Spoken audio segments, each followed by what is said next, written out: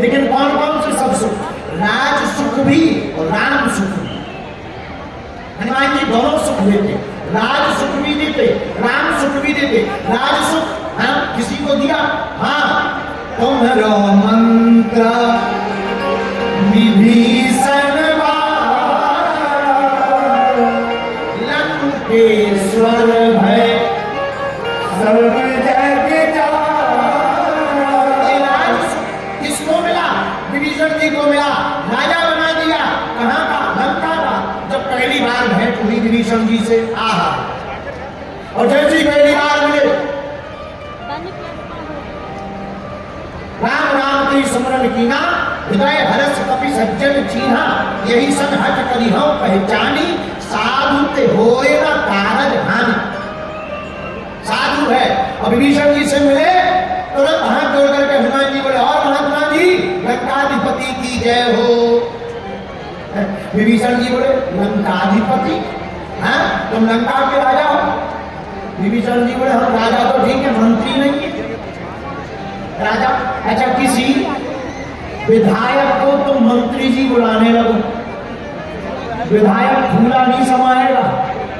कोई प्रधानमंत्री विधायक को कहे आइए मुख्यमंत्री जी, विधायक तुरंत फूल करके गुब्बारा हो जाएगा कि अपन बनने वाले हैं। विभीषण जी को जब हनुमान जी ने कहा, और महात्मा लंकाधिपति क्या हाल है, तो विभीषण जी ने कहा, हम तो मंत्री भी नहीं है, आप लंकाधिपति कह रहे हैं। हनुमान जी बोले, हो नहीं पर बनने वाले तो हो। देखो कितना खतरनाक बात फेंक दिया हनुमान जी ने, बनने वाले हो क्या? लंका का राजा। ये गुण सीखो हनुमान जी से, क्या अद्भुत राजनीति चली। जो मंत्री नहीं है उसे लंका का राजा बनाने का सपना दिखा रहे हैं। विभीषण जी बोले, काम बताओ। हनुमान जी बोले, जो अभी राजा है पहले उसे निपटवाओ। जब वो निपटेगा तभी तो तुम बनोगे, वरना कहां से बनोगे? बोलो सीताराम। तो तुम्हारो मंत्र, यही मंत्र है वो हनुमान जी ने जो बताया, तुम्हारो मंत्र विभीषण। क्या मंत्र? राम जी के यहाँ आएंगे, तुम रावण का वध करवा दो, महाराज हमें क्या मिलेगा? लंकेश्वर है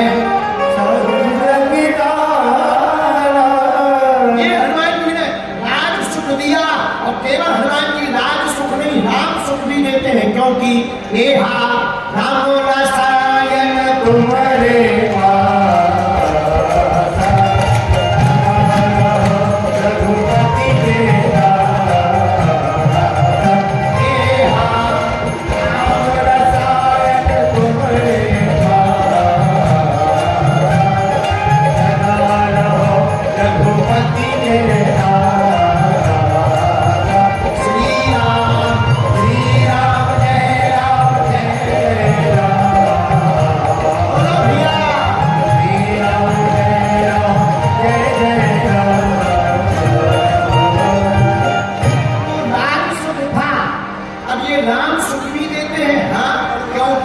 इनके पास में है राम रसायन तुम्हारे पास।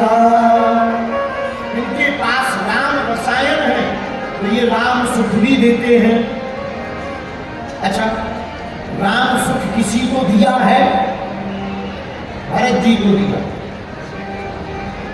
सुग्रीव जी को दिया, और किसको दिया? भैया राम सुख भरत को भी दिया, सुग्रीव जी को भी दिया। एक बात है, बुरा न मानना, इंदौर के पागल, हमारी बात गांठ बांध लो, काम आएगी। कोई महात्मा तुम पर प्रसन्न हो जाए, तुम्हारे ऊपर हनुमान जी जैसा कोई महात्मा प्रसन्न हो जाए, तो तुम्हें राम जी के पास जाने की आवश्यकता नहीं है। महात्मा अपनी ताकत से राम जी को तुम्हारे पास ले जाएंगे। ये सदगुरु की भूमिका। सदगुरु वचन विश्वासा, सदगुरु के वचन और सभी की तरह मानकर जो स्वीकार करता है, जो अपने गुरु के वचनों को स्वीकार करता है, माता सभी का चरण, माता सभी से, माता सभी के गुरु मदन ने कहा, तुम चिंता मत करो, हमारा आशीर्वाद है। गुरु जी आप लेटे क्यों? मदन जा रहे हैं कहाँ? यात्रा। कौन सी यात्रा? जिस यात्रा से बेटी कोई वापस नहीं आती, लंबी यात्रा। गुरुजी हमारी रक्षा कौन करेगा? बेटी तुम्हारी रक्षा हमारे बच्चे करेंगे। पर सरकार आप जाएंगे तो हम आपके बिना रह नहीं पाएंगे। आप हमारे गुरु हैं, गुरु के बिना शिष्य का जीवन अधूरा है। तो हम भी मर रहे, हम भी तुम्हारे साथ यात्रा पर चलेंगे। मदन मुनि ने कहा सबरी ऐसा मत करो, हम तुम्हें वचन देते हैं तुम अभी तन को मत त्यागना। तुम्हारे घर एक दिन पूर्ण परब्रह्म परमात्मा श्री राम आएंगे। सबरी ने कहा ना जोग है, ना तप है, ना वैराग्य है, ना ज्ञान है, ना बुद्धि है, ना बल है, ना भक्ति है, ना तप है, ना ध्यान है, ना विधि है, ना यम है, ना नियम है, ना आसन है, ना प्राणायाम है।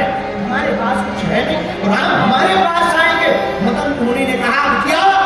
हम अपने तपोबल पर कहते हैं राम आएंगे आएंगे, और एक दिन ढूंढते हुए सबरी के लिए बल में लाएंगे। विश्वास महाराज, मेरे प्रिय साधकों, इंदौर के प्रियजनों, सुनकर बहुत आनंद आएगा।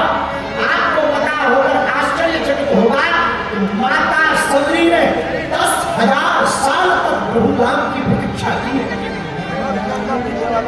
10,000 वर्ष तक। मेरे प्रियजनों, मेरी आत्माओं, तुम्हारे पास अगर 2-3 बार दरबार में आओ और 2-3 बार में तुम्हें बुलाना पाए तो तुम्हारी श्रद्धा बढ़ जाती है। 2-3 साल तो भगवान जी की बात सुधाम की भक्ति करो और तुम्हारी कोई मुलाकात नहीं होगा तो नया नया खोज लेते हो। 2-4-5 वर्ष तुम्हारे ऊपर थोड़ी मोड़ी कृपा ना हो तो तुम नया गुरु खोज लेते हो। लेकिन कभी सबरी के चरित्र को पढ़ना, मेरे पागलों, मेरी आत्मा, माता सबरी ने 10,000 वर्ष तक प्रभु राम की प्रतीक्षा की। माही बाप, ये जो भौए के है ना, भौं के नीचे आंख के जो रोए है ना, कथा कहती है ये रोए इतने बड़े हो गए थे कि धरती में लटकने लगे।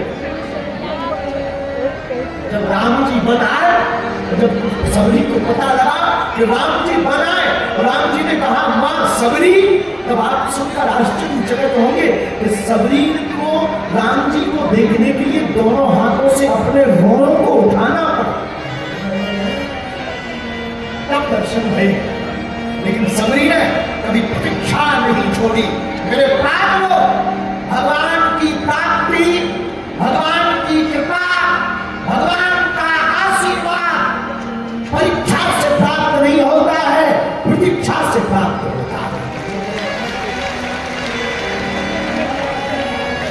और सबरी तो बाकी थी 10,000 साल रास्ता साफ करती हुई, पेड़ चुन चुन के, फल चुन चुन करके, पुष्प चुन चुन कर लाने वाली माता सबरी राम की याद में बाकी थी। उसे भरोसा था, गुरु ने कहा राम आएंगे तो राम आएंगे। लोग कहते हैं कि कई के वचनों के कारण राम को बलिदाना पड़ा। आगे सुधाम की व्यास भी कहती है कि सबरी के कारण राम को बलिदाना पड़ा। राम की भिड़नी थी, उसके लिए तो राम को बनाना पड़ा।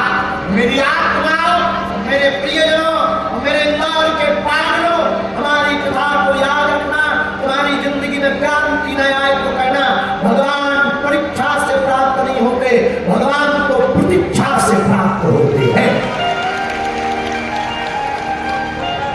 माता सबरी का चरित्र पढ़ो, सद्गुरु वैद वचन विश्वास। माता सबरी को भरोसा था आज नहीं तो कल आएंगे, कल नहीं तो परसों आएंगे, और राम आएंगे, राम आएंगे, राम आएंगे। और राम में बड़े महाराज, मन में बड़े बड़े अमरात्मा, विमलात्मा, महात्मा रहते, बहुत बड़े बड़े महात्मा,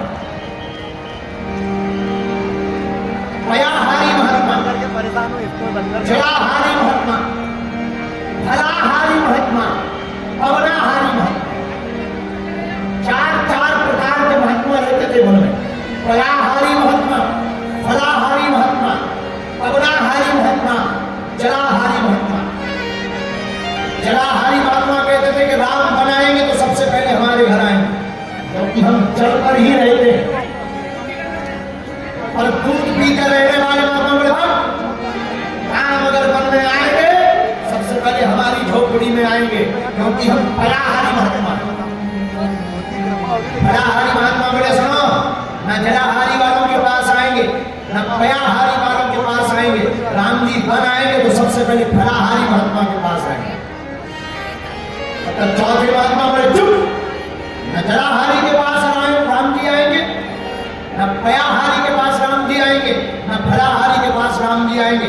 राम जी वन आएंगे तो सबसे पहले पवनाहारी महात्मा के पास आएंगे, क्योंकि हम तो पवन हवा के भरोसे ही जी रहे। हमारी तपस्या तुमसे ज्यादा श्रेष्ठ है, हमारा तप तुमसे ज्यादा बलवान है।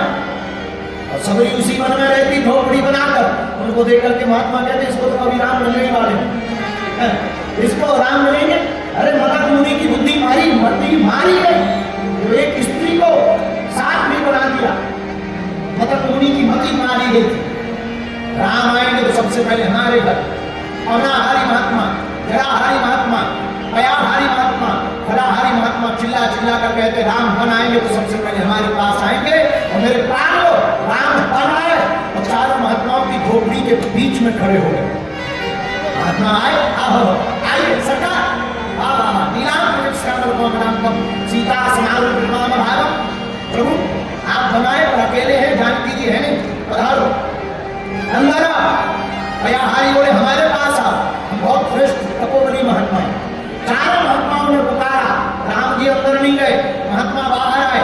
क्या बात है, आप अंदर क्यों नहीं आ रहे? राम जी धीरे से बोले सबरी कहाँ रहती है?